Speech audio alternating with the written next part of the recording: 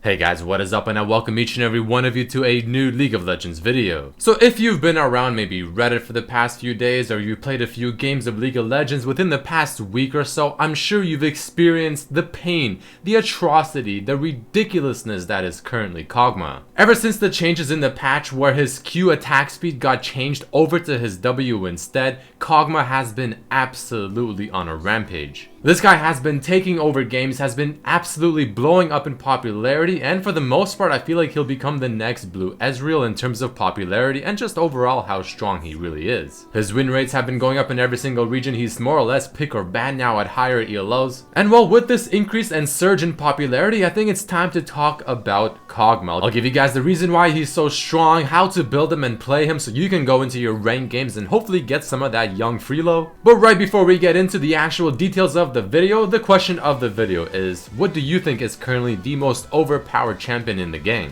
Also, make sure to hit that like button if you want me to update my top 5 ADC list. Alright, so first let's start things off as usual and talk about what are the positives and negatives of Kog'Maw currently. Well, to put it in the most simplistic terms that I can personally think of, you go from being either Yamcha or Krillin in the laning phase all the way to being Super Saiyan God about 30 to 40 minutes into the game. But all jokes aside, the reason Kog'Maw is becoming so popular and so dominant recently is because of the recent patch changes. Riot decided it'll be a great idea to take the passive attack speed bonus you used to gain on your Q and switch it over to his W. So essentially everything you need for Kog'Maw in order to annihilate face is inside your W. Your Q is absolutely useless until later on into the game where the percent armor shred will actually matter, and your E ability is still quite useful for the slow. But again, the main thing is the changes to W having the attack speed now, so you obviously max that first, followed by the W now having also a minimum base damage. But then when you take those few things and combine it with everything together, I mean all the on-hit items you'll be getting, and on top of that, being overall just able to hit your power spikes a bit earlier, again since you are maxing your W first and you get that attack speed maxed out a lot sooner, you're getting stronger, or to the point where you'll start melting face much sooner into the game, and also just as deadly if not deadlier. Now the reason I say if not deadlier is, well, now Fervor is actually, once again, like I said in my Kale video, a very good mastery. So on top of all the other unhit damage items you're getting, Fervor of Battle is making things even better. It's really like the cherry on the cake. Another thing I really like about Kog'Maw that isn't really new is the fact that his ultimate is fantastic at executing opponents, dealing triple damage if they're below 25% HP, and even still a very respectable double damage if they're below 50. So I mean, for the most part, Kog'Maw is a very simple champion still. I mean, all that really changed is, again, Fervor of Battle is now actually good, and W is much better. You're not wasting any points into unnecessary abilities, you're only getting exactly what you need. You scale like an absolute monster. And trust me when I say, if these clips haven't already spoke for themselves, you will be essentially standing in one spot, probably can go AFK, maybe grab a cup of coffee, maybe a glass of water, and Kog'Maw will do all the work for you as long as your W is on and your Guinsoo's Rage Blade is stacked up to 8 stacks. However, the bad things about the current Kog'Maw is, well, your Q is almost useless and your laning phase is still quite bad. You still have no escapes, you don't have any absolute raw damage in the laning phase either. You essentially just hope you get past it without having too many issues, and you can see in this example, you overstep just a little bit, you will get punished. So in the greater scheme of things, Kog'Maw is still Kog'Maw. He's just one of those champions now that if you let him have even a little bit of a chance to breathe, well, he's actually going to be breathing all over your face to the point where you can't really stop him. But now that you have a better idea on why he's actually so strong all of a sudden, let's quickly talk about general tips and tricks to keep in mind when playing Kog'Maw. So this is the most important thing because it took a few games for me to really understand it, since it isn't really my playstyle. You have to be passive. In the laning phase, you are very weak, especially compared to most of the other ADC champions you'll be facing, and especially if you're facing a high CC type support. Maybe Nautilus, maybe Blitzcrank, Braum, Bard even. Unless the enemy makes a huge mistake or your support makes a big play, chances are you shouldn't be trading unless maybe you get a couple of auto attacks in with your W on, but don't look to win the laning phase, look just to come out even. Because from what I understand, the way Kog'Maw works at the moment is if you come out even in the laning phase, actually you came out ahead. He's essentially a ticking time bomb, and if they let you get to maybe 30 minutes into the game with 3 or 4 items, you will be a ridiculously strong champion. Your first power spike happens of course once you get the Rage Blade, which is going to be your first item, but once you get your first two items, your Rage Blade and your Hurricane, which we'll talk about in just a bit, that is your true power spike in my opinion. This is where you can really start team fighting, really start showing the true power of Kog'Maw. Your W will be maxed out, your E will probably be maxed out as well, or at least maybe 2 or 3 or maybe even 4 points into it, and you are going to be very strong. Now the way you use your other abilities, obviously your W being quite self-explanatory, you want to use your E ability to slow them to get more W stacks in, maybe use it to slow them down and get the Rage Blade stacks up as well. You almost never want to use your Q, I mean you don't even level it until you absolutely have to, but again in the late game you only want to use it maybe on the tanks that are trying to kill you before the fight technically actually starts. If you're already in the middle of your W, your Rage Blade is at 8 stacks, don't waste time using your Q. Get the auto attacks in because you are going to be attacking very quickly.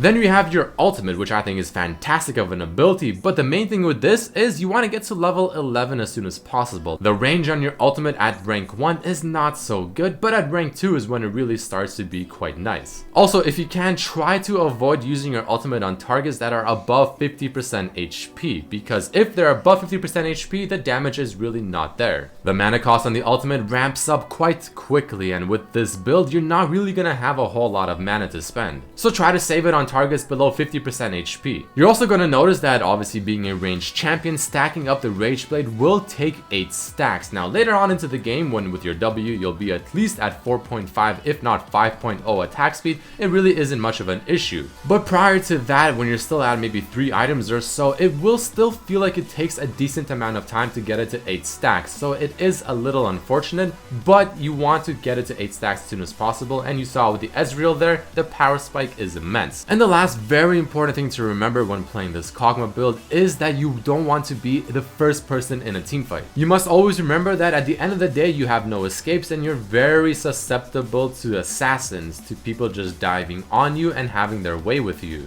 Now if it's late game and you have 6 items, chances are it doesn't really matter too much, but up until then, try not to be the very first person in a team fight. Let your team initiate, let the fight drag on for maybe 2 or 3 seconds, and then walk your way in there, activate that W and just go to town. Now before we get into the actual items and the runes and the masteries, let's quickly talk about the summoner spells and what abilities to level up, because this part is actually very important. So whenever you're leveling your abilities on this current Kog'Maw, the way you want to do it is you want to get W level 1, E at level 2, W level 3, E at level 4, W level 5, ultimate level 6, and then continue on in that pattern. You want to max your W first and your E second, and you don't want to put any points into your Q until you absolutely have to. Remember, your Q is essentially a useless ability. It doesn't serve any purpose whatsoever until very late game to shred the armor and MR of tanks. The only thing you really care about is maxing out the W for its full effectiveness and your E ability for the extra slow. And then for summoner spells, you want to just go the standard flash heal as any ADC would. Alright, so finally let's talk about what items, runes, and masteries you want to be getting and doing whenever playing Kog'Maw. The Dorans and the HP potion is still the way to go, like any other ADC. But your core items without question are your Gwyntu's Rage Blade, your Zerker Boots, and Runan's Hurricane. These items are perfect for on-hit effect type champions. It gives you a lot of attack speed, which is what you really want on Kog'Maw, and it really just works together very well. Now the other items to choose from, I almost always recommend going Blade of the Ruined King, but I wouldn't call it a core item. Following that, it kind of depends on what you're playing against. If they have a lot of CC, maybe Mercurial Scimitar as your final item, maybe something like a Wood Sand if they have a ridiculous amount of AP.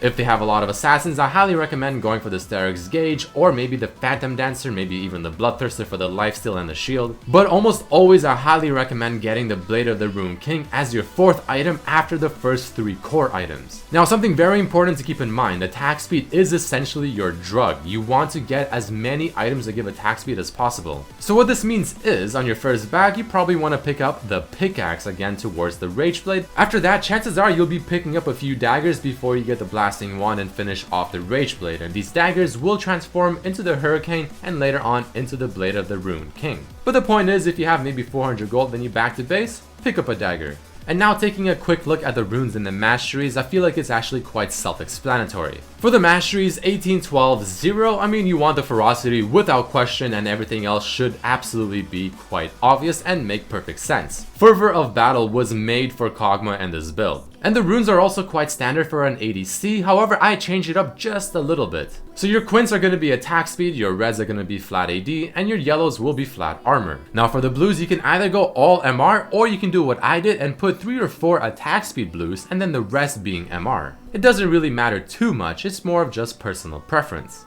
And now that we got all of that information out of the way, let's talk about the final portion of the video, my final thoughts and rating. So I decided to give him a solid 8.5 out of 10, and the reason for this is because yes, he is very strong. However, it kind of requires you to get to that point of the game. Now, you don't really have to win laning phase, and that's kind of one of the benefits of playing this Kog'Maw. But at the end of the day, you can't really lose it too hard, or I mean, if you do lose it very hard, you better hope your team did not. Again, you are more or less a ticking time bomb. If the game ends maybe 25 minutes in, chances are you didn't really do a whole lot. However, if the game lasts for maybe 30 to 35 minutes or higher, probably you're going to be at the point where you're annihilating every single person on the enemy team. The build overall synergizes exceptionally well, it's very strong, it's simple to play for the most part. I mean, you activate your W and you essentially start praying that you have more damage than they do. And probably 9 out of 10 times you do. But that is about it for this video, guys. There you have it, Kog'Maw, why he's so strong, how to play him. Hopefully I gave you the information that you needed. And if I did or you enjoyed this video, please definitely hit that like button to show your support. Share with your friends so everyone else has an idea as to why this thing is so strong and how to play him. Subscribe if you haven't, check out my other videos as well. And here are my favorite answers from the last video's question: what champion or assassin do you hate facing? But I thank each and every one of you so much for watching, and I really hope to see you for the next video. Peace.